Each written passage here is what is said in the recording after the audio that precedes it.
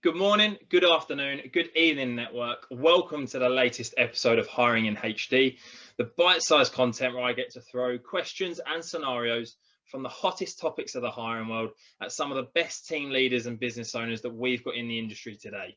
If you agree or disagree with any of what you hear, please let us know in the comments down below. If you enjoyed it, give us a like, but most of all, don't be afraid to get involved in the conversations. So a massive welcome to Matt Locke, who is the managing director and founder of Outliers Wellbeing. Lockie, how are you, mate? You well? Good, mate. Really appreciate the offer to come on. This is a nice start to a Friday morning. Absolutely, mate. No, I appreciate it. Obviously, something different from what we've been doing before, but mental health and wellbeing obviously being huge now in the working world. So yeah, I'll throw some questions at you if that's all right. Crack on. Question that I want to ask then, obviously, let's say I'm a business owner. A lot of business owners know that they need to be looking out for the mental health and that side of things of their workforce. But what actually should I be looking for what can I look for without a conversation to know that someone's struggling with their mental health or wellbeing? Yeah, I mean, that genuinely comes back to basics. So, I mean, if you're a leader within a business, you know that it's your responsibility and your role to get to know your people. And by getting to know your people, you then might be able to pick up on certain signs, the same way that if you've got a group of friends or a mate that you socialize with, but they suddenly become a bit of a recluse and you don't see them for a long time, you're then going to check in and go, is everything okay? So I would say that genuine empathetic leadership is key, of just taking the time to check in, have conversations, build up a rapport and understand your people, and then you'll pick up on any warning signs. If I'm looking to give my workforce a bit more of a chance to improve their mental health or wellbeing, how can I do that without just saying, look, you can have a day off at the end of the month to go and do something you want? What's sort of some practices that I can put in place to help that?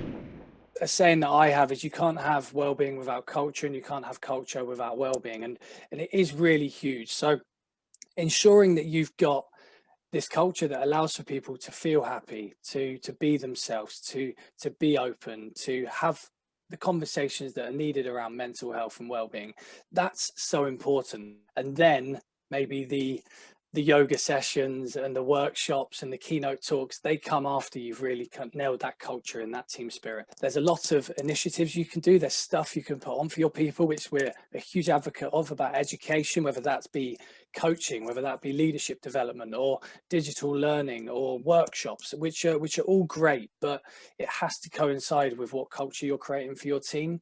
And you're right, there's no point offering one day off if you batter them for the other 29. What is the the worst bit of advice maybe, or the biggest myth, if you like, within the wellbeing industry at the minute that you're constantly hearing, that, to be honest, is a load of rubbish, really? It's potentially that the tick box exercise, that like one workshop per month for a year is not a wellbeing strategy. As I said earlier, it's culture, it's leadership development, it's listening to your people, it's checking in, it's so much more than just a one-off workshop, which can be great at the right time, but it has to be a bit more of a fuller approach than that.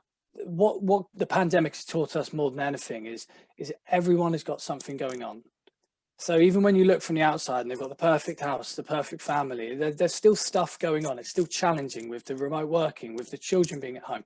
And there's no kind of one size fits all. And this is where good leadership comes in. It's just to understand the people and then have those conversations. I love the fact that we have days and we have weeks which bring stress, well-being, and other areas of nutrition month in March at the moment. And it's great that it brings it to the forefront, but you're right, Chris, it's 365 days. It's got to be constantly moving and constantly evolving. Another question as well, because I think we know that a lot of people's stress and anxiety can normally come from a financial point of view. It can be that causes it. In your honest opinion, do you think that it should be a business's responsibility maybe to educate their employees financially so that they can hopefully reduce that stress and anxiety and get more out of their workforce?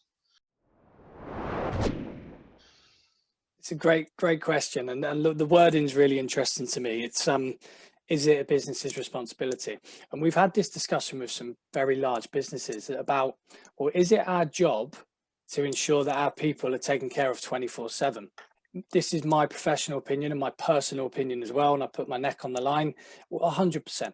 If you want your people to turn up to work and perform to potentially make you money, well, then invest in them and invest in supporting them. But for me, there's no amount of deep breathing, yoga, or inspiring talks from someone that was in the military or professional sports arena that is going to counteract the stress of not being able to repay your mortgage. Let's deal with the financial stress, and then all of the other stuff can come after that. Me personally, there is nothing like financial worry.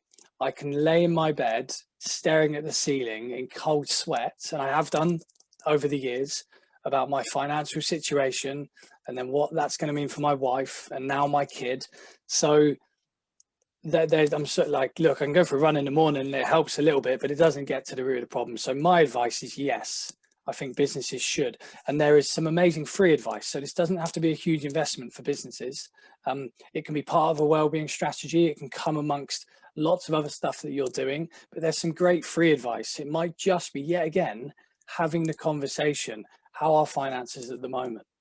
I mean, how many leaders are asking their people that? Like, how are your finances at the moment? You okay?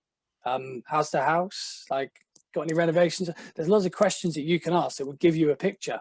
And that doesn't come down to being a financial wellbeing expert. It just comes down to being a good person. Okay, so a scenario for yourself then. What would you say to the old school business owner that's been in business 30 years and believes an employee of his is pointing, say, to mental health as an excuse or a reason for bad work ethic or poor performance? What would you say to that old school business owner that believes that? Without being too blunt, I'd say sort yourself out. Kind of, please educate yourself, because I've been around enough businesses and I've very close to me where I've seen someone's mental health hasn't been supported, and what right do you have to even call out that person might be citing it for a dip of performance? If there's evidence and you have worked absolutely tirelessly to collate a load of evidence to then present it to that employee to say, I potentially don't believe that mental health is the reason, okay. And even then, I'd kind of not be 100% sure about that. But if you're just doing it because of your biases, because of your upbringing, because of how business was back in the 80s or 90s when it was archaic, then sort yourself out. Because quite frankly, you can't run a business like that anymore. You shouldn't be running a business like that anymore. And I guarantee people will leave your business. So if you want to spank your pocket by paying out for recruitment costs because people are leaving, your turnover of staff is ridiculous, carry on.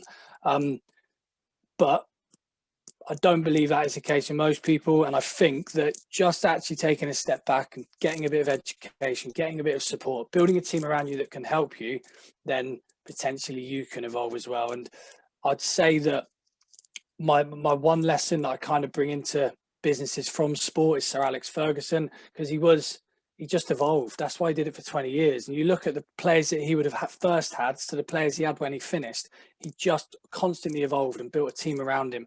And that's a great example. If you connect with sport and Sir Alex can do it, well, take a leaf out of his book. So last question then, which we ask everyone. You're starting a new business venture tomorrow. You can have any business partner you wish, any walk of life, past or present, that's not currently your business partner. Who would be your dream business partner?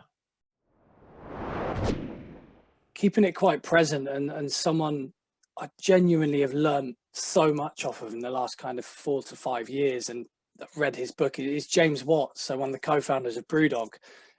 Just really inspirational. When he talks about being disruptive, we have that within our business as well. And sometimes you question, am I really being disruptive? He completely disrupted that world. Being disruptive, being yourself, being honest, like what James Watts done. He's doing what he wants to do. He's doing it in the right way. He's having fun with it.